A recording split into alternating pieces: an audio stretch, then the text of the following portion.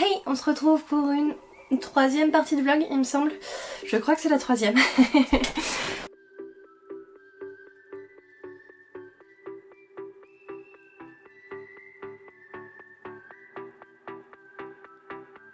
Vous pouvez le voir, je suis à la maison, nous sommes déjà rentrés de vacances.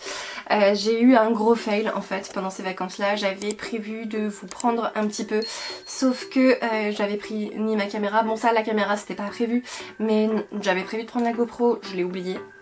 Donc il me restait que mon téléphone. Mon téléphone c'est pas ultra pratique, enfin bon j'ai pas énormément de mémoire dessus donc ça m'arrange pas trop de filmer dessus. Et puis en plus j'ai pas le stabilisateur donc pour vous faire des petits plans qui bougent, enfin vous allez avoir la gerbe donc bref j'ai pas pris mon téléphone. En plus c'était pas pratique avec la sieste, en fait l'endroit où on était c'était un chalet, du coup c'était très mal insonorisé, donc même si je filmais pendant la sieste, le fait que je parle ça risquait de déranger Anissé, donc voilà j'ai préféré ne pas prendre le temps de filmer. J'aurais eu le temps hein, mais je ne l'ai pas pris et je ne l'ai pas fait, voilà, donc my bad. Désolée, en plus c'était un chalet super cool, super sympa. C'est vrai que j'aurais au moins pu vous faire des petits plans de l'intérieur pour vous les insérer dans le vlog, mais bon, tant pis. Il fait une chaleur à crever. Bref, si ça vous intéresse, en vacances nous étions donc dans l'Aubrac et justement pas très loin du petit village qui s'appelle Aubrac. Voilà. C'était assez sympa, une semaine slow life comme on dit, où on n'avait pas grand chose à faire. On voulait courir un peu chacun notre tour avec mon chéri, donc on a fait à peu près un jour sur deux, enfin moi je suis allée courir 2 fois. On n'a pas trop souffert de la chaleur, hein. Il faisait un peu chaud mais le fait de fermer les volets sur les après-midi, c'est vrai qu'à l'intérieur du chalet on a clairement gardé la fraîcheur. Donc c'était pas mal, on a souffert un peu les moments où on sortait quoi, les moments où on allait courir ou autre. Voilà, sinon comme je disais, un peu slow life avec un bébé, de toute façon on s'adapte un petit peu à son rythme. Donc c'est vrai qu'on peut pas forcément se permettre de partir une après-midi puisqu'il y a la sieste au milieu. Donc on calait un peu nos petites activités en fonction des siestes d'Anissé. Donc on est allé visiter une coutellerie, on a chacun ramené un couteau, même Anissé, on lui a pris un couteau et on a gravé son prénom dessus. Voilà, comme ça c'est son premier petit cadeau. Je pense que bon il va pas l'utiliser tout de suite mais on a déjà le cadeau d'anniversaire pour le mois prochain. Voilà. Oui parce que Anissé a 11 mois donc ça y est ça passe super vite. Au mois de septembre il aura 1 an. Voilà. Voilà, déjà, ça passe à une vitesse, c'est affolant.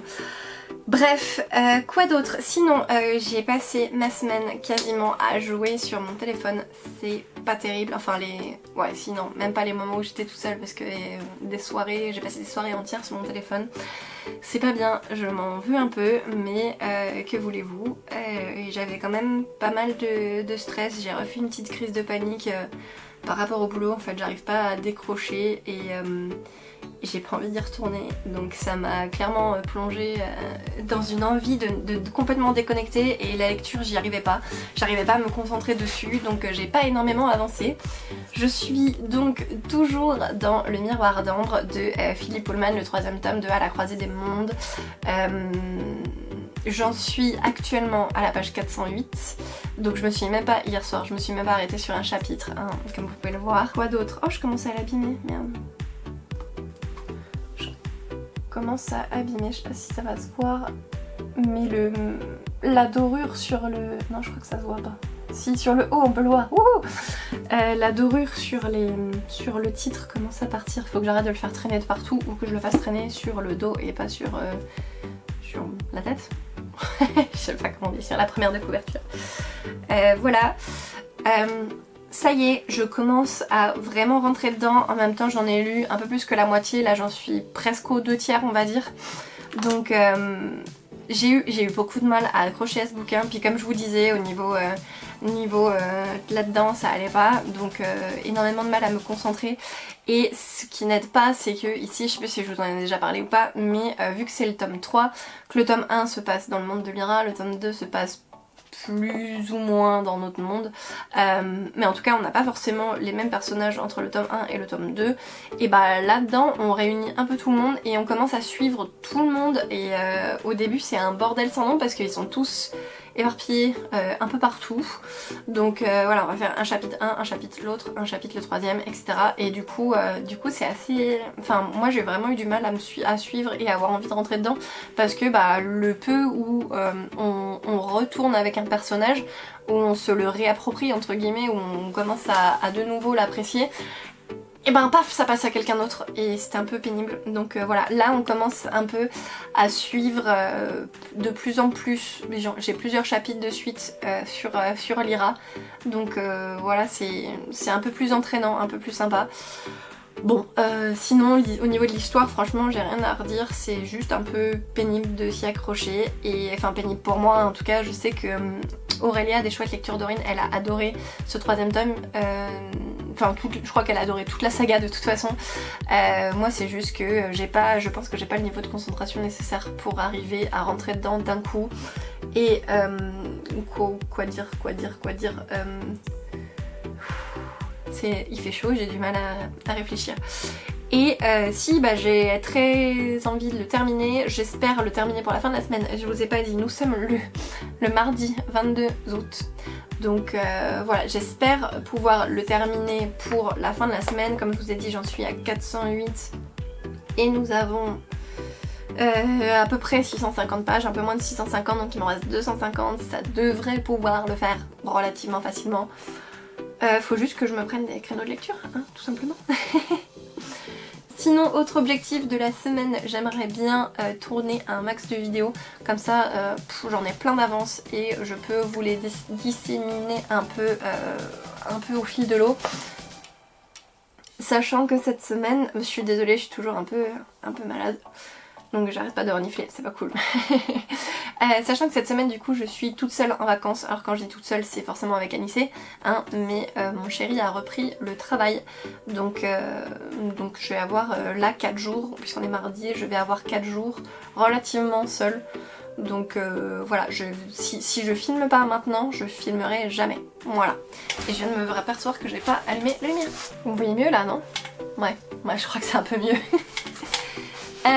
Voilà, sinon, si, j'ai acheté des petits livres, j'ai acheté des livres puisque dimanche, donc nous sommes rentrés samedi et dimanche il y avait une braderie dans notre ville. Du coup, bah, on est allé se promener, clairement. En général, on fait pas beaucoup de braderie, on va surtout, enfin là c'est la deuxième fois qu'on va à celle de notre ville, donc 2 ans de suite. On y va juste pour se promener et là ça nous faisait une petite promenade un peu facile avec Anissé où à pied on en a pour 20 minutes à y aller, on fait le tour encore une vingtaine de minutes et puis on rentre, ça nous fait 1 heure quoi. En très gros, enfin peut-être un peu plus parce que bon moi je flâne pas mal. Mon chéri ne s'est rien acheté, après lui il y allait vraiment en mode détente et juste pour se promener. Moi je regardais plus les étals, on n'a rien forcément trop trouvé par rapport à pour Anissé. Après il y avait énormément de stands avec des affaires pour enfants. L'année dernière on avait acheté notre sac à langer là-bas et cette année on n'a rien acheté pour lui parce que en fait bah il faisait une chaleur à crever. Tout ce qui était jouet c'était beaucoup des peluches ou des jouets en plastique et nous c'est vrai que bah déjà il a énormément de jouets donc ça vaut peut-être pas trop le coup de racheter des jouets.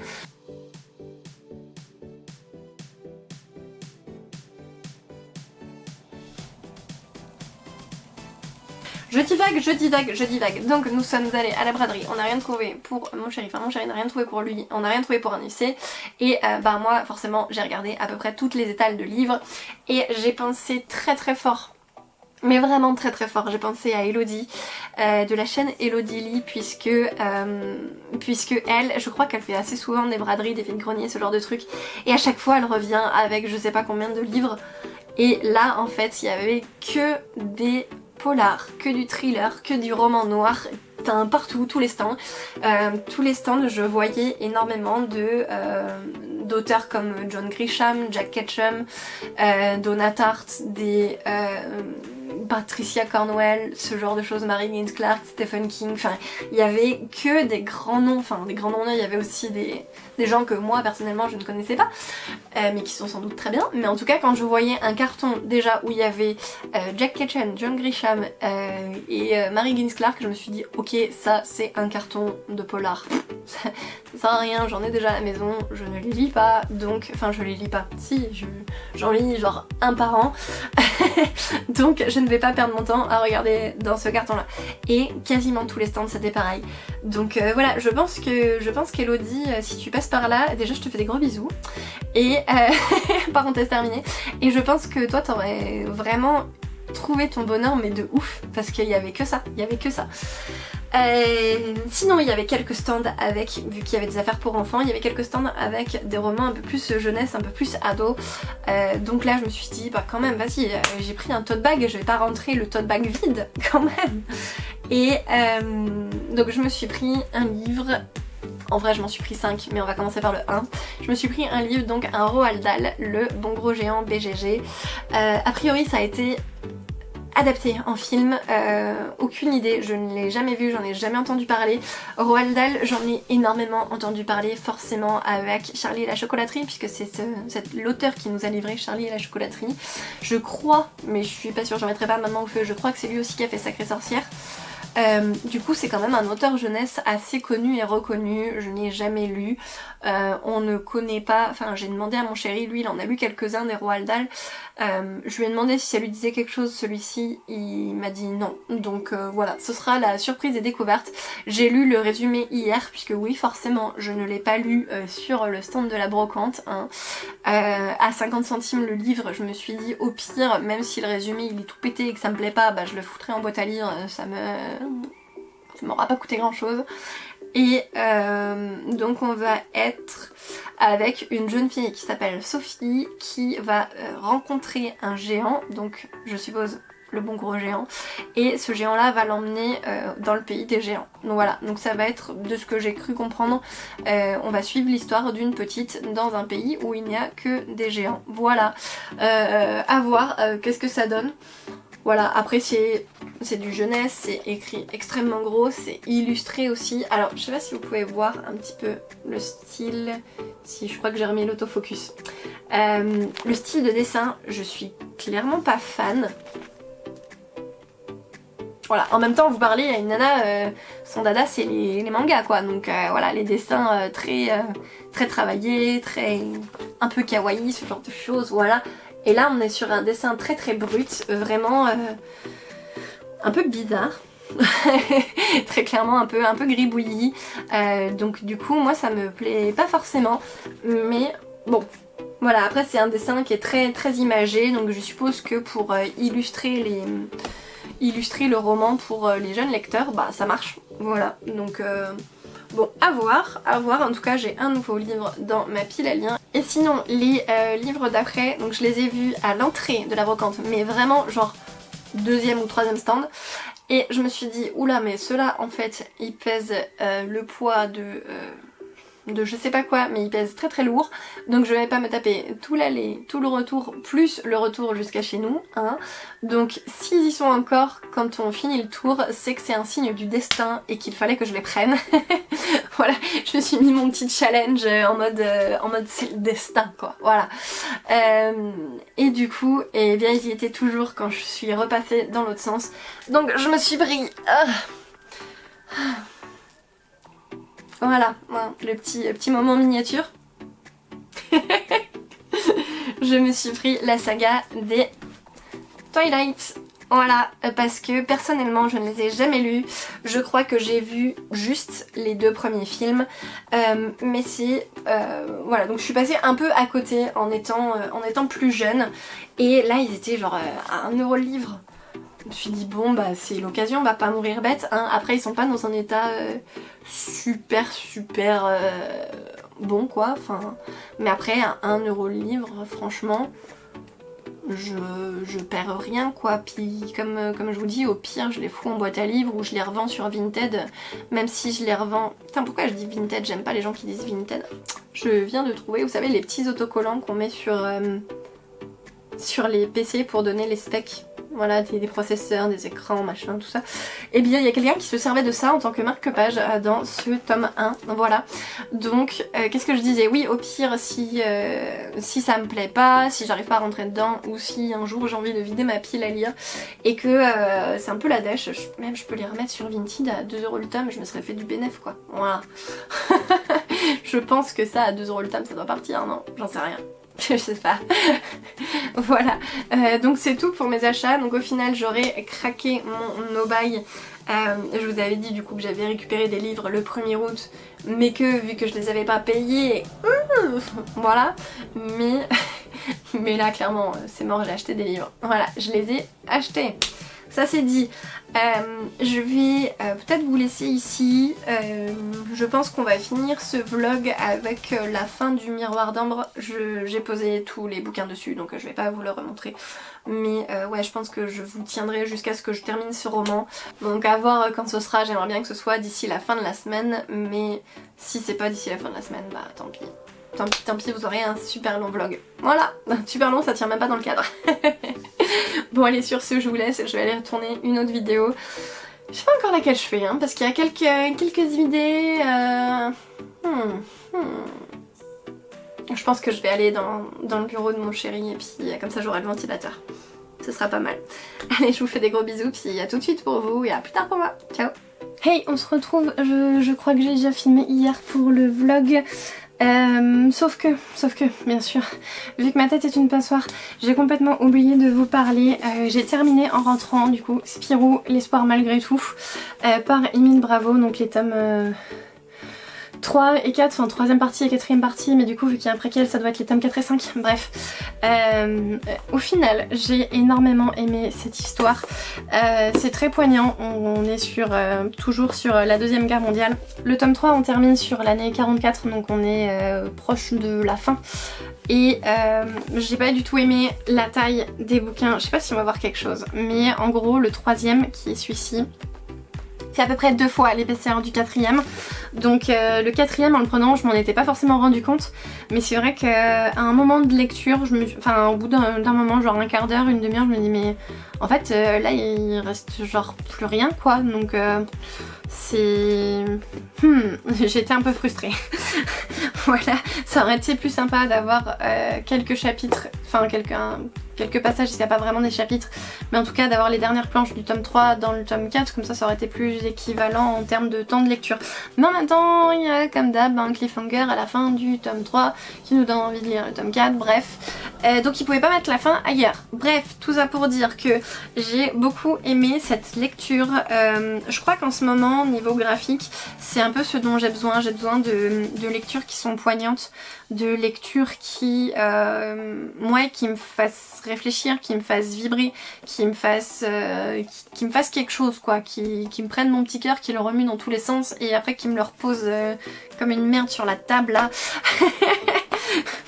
Voilà, autant des fois j'ai besoin d'un truc où il faut poser le cerveau, autant là je pense qu'en ce moment en graphique en tout cas, j'ai besoin de trucs qui me retournent le cœur.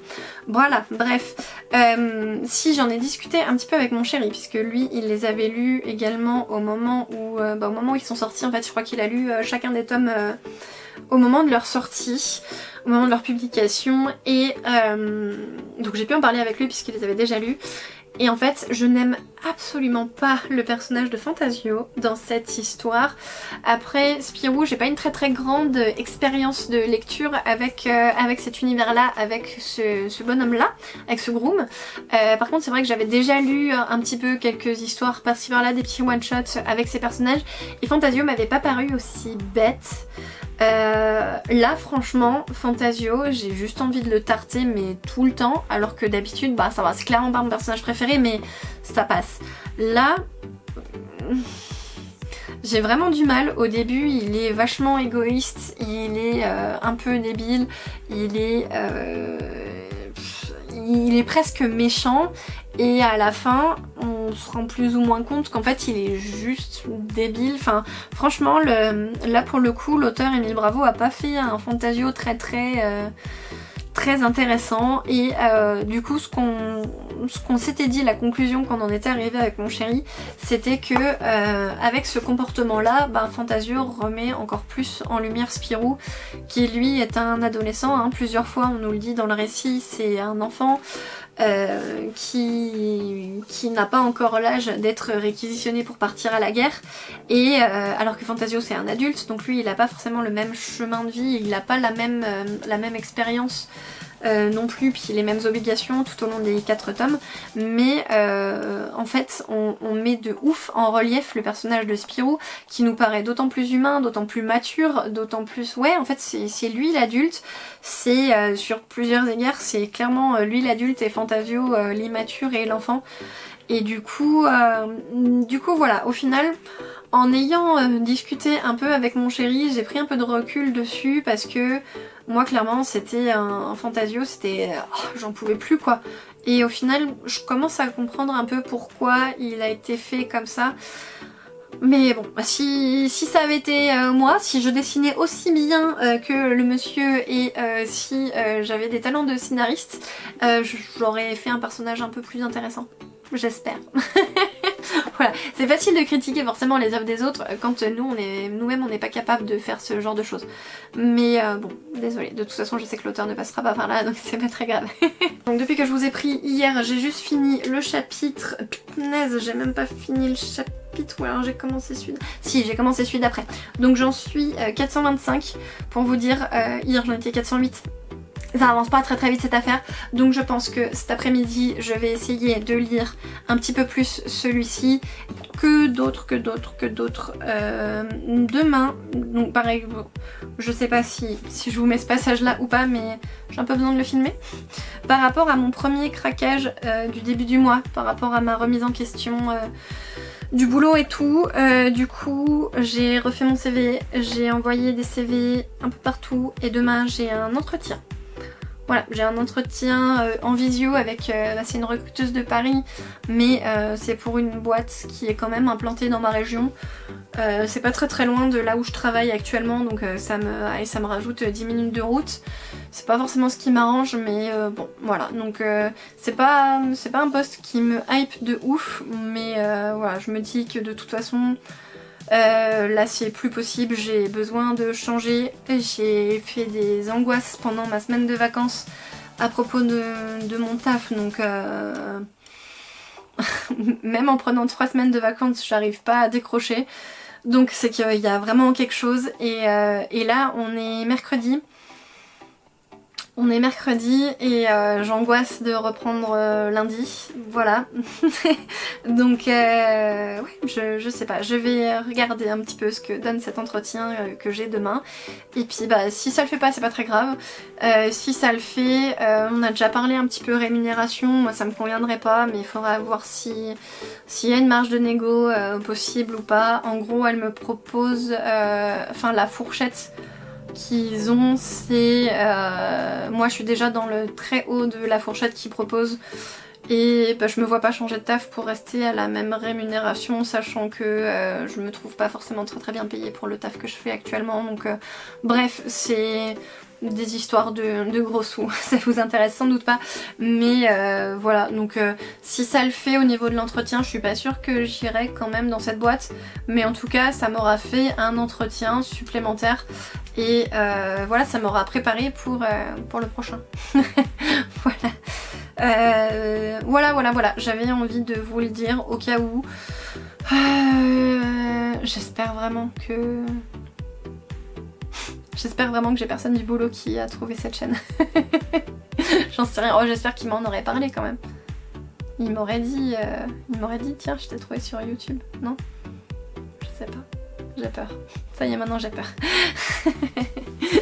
C'est le truc qui va faire que finalement je vais pas mettre ce passage là. Ou alors je vous le sortirai dans très longtemps ce vlog. Peut-être. De toute façon, tant que j'ai pas fini le miroir d'ambre, je continue ce vlog, donc allez, je vous laisse tranquille, je vais lire un peu et puis on se retrouve tout bientôt. Ciao.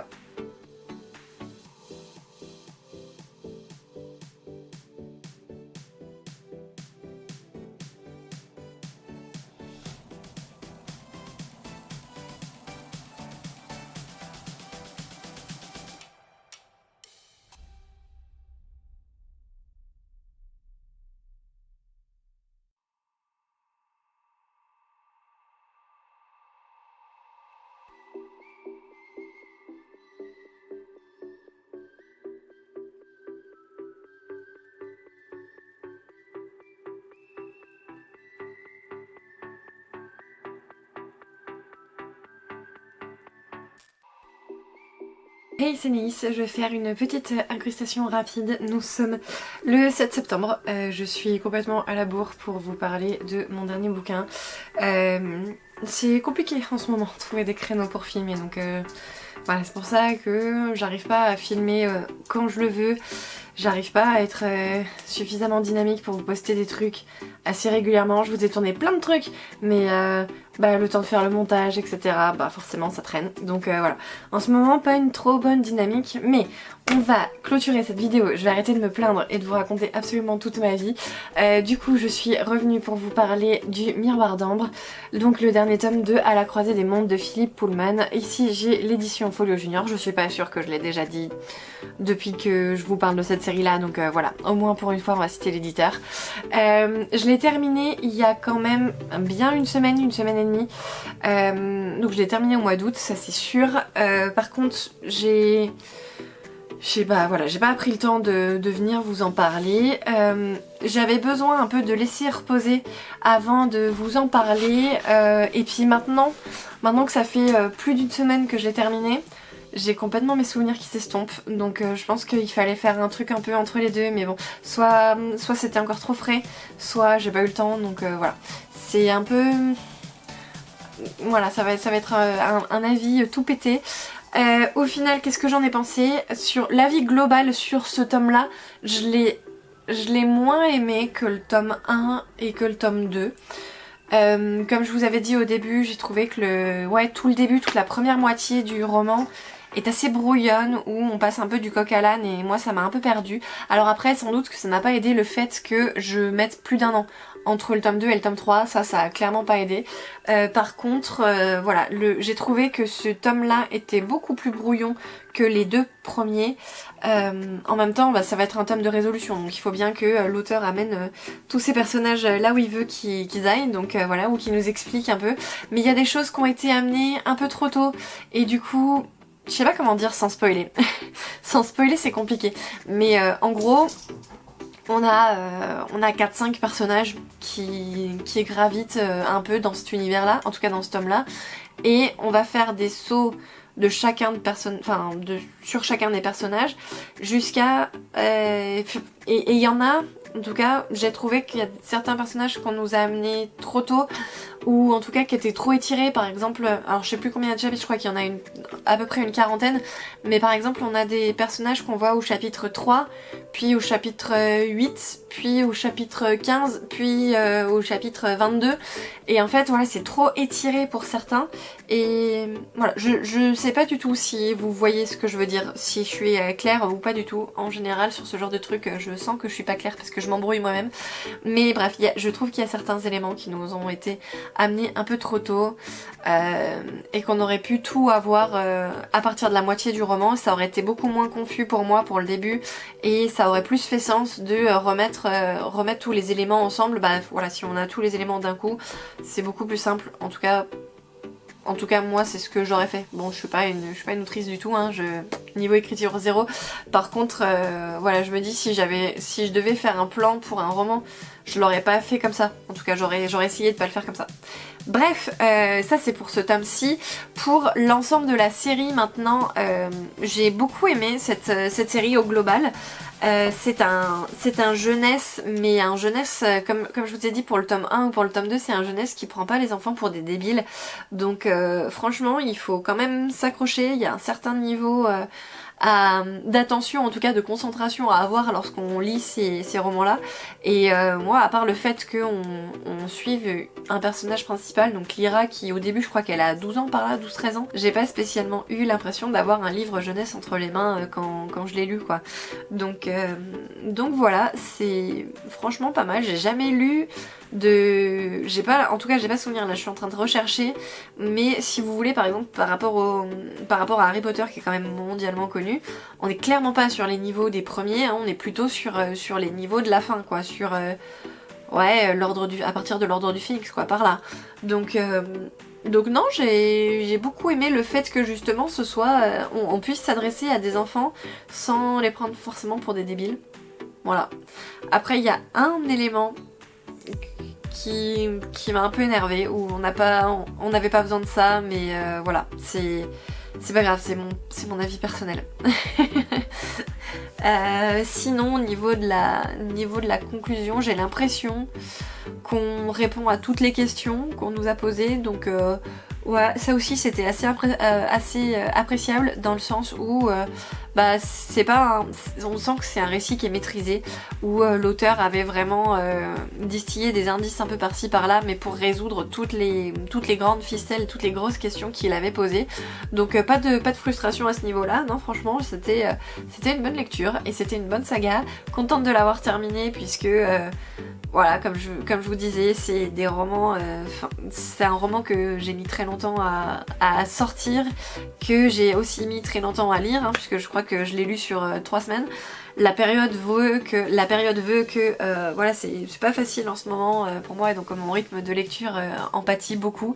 Mais je suis quand même contente d'être arrivée au bout, de pas l'avoir abandonné. Et de toute façon, sachant que j'aimais ce que je lisais, il y avait très peu de chances que j'abandonne, j'avais quand même envie d'avoir la suite, voilà, donc je suis contente d'avoir un peu cassé ce cercle vicieux d'abandon de livres, je lis 3 chapitres, ça me saoule, j'arrête.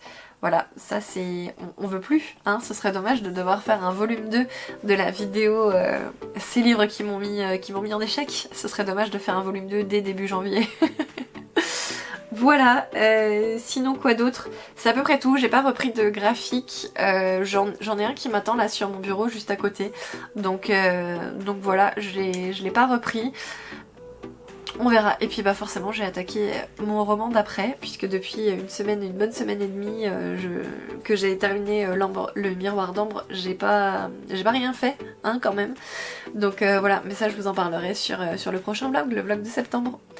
Je vous fais des gros bisous, j'espère que cette vidéo n'a pas été trop chaotique ni trop longue. Il y a moyen, je pense, que je la coupe en deux, puisque là j'ai commencé à faire le montage de la première partie et j'en suis déjà à plus d'une demi-heure. Donc ouais, je pense que je vais peut-être la séparer en deux, selon les rushs, je verrai. Voilà, mais en tout cas, merci de m'avoir suivi jusqu'au bout.